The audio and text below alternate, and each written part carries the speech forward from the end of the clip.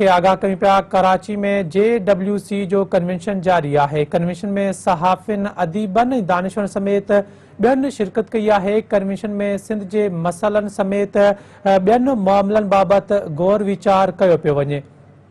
अवां खे अपडेट कयूं पिया त कन्वेंशन में सिंध के मसइलनि समेत ॿियनि मामलनि बाबति गौर विचार कयो पियो वञे। वधीक तफ़सील ॿुधाए रहियो आहे सिंध TV न्यूज़ जो रिपोर्टर सिकंदर भुट्टो। जी सिकंदर।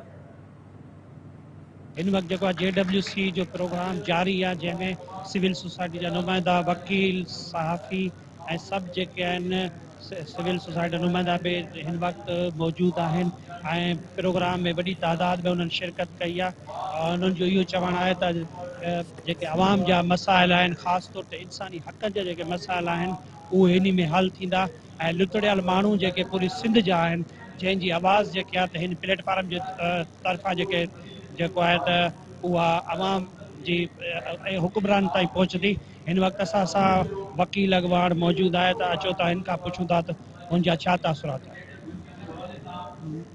बिस्मिल्लाह रहमान रहीम। मां तमामु निहायती शुक्रगुज़ार आहियां JWC जी तंज़ीम जो, ताकि जेको आहे तमामु बहितरीनु हुननि प्रोग्राम मुनक़िद कयो आहे अॼु जे मौक़े ते।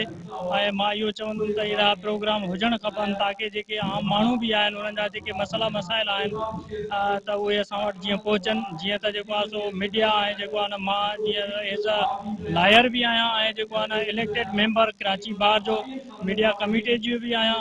त जीअं जेको आहे मां मुंहिंजी कोशिशि इहा हूंदी त अहिड़ा प्रोग्राम थियनि त जीअं मीडिया ऐं वकील गॾिजी करे इन मसइलनि खे जेको आहे न हल बि कनि ऐं अहिड़ा प्रोग्राम थियणु खपनि।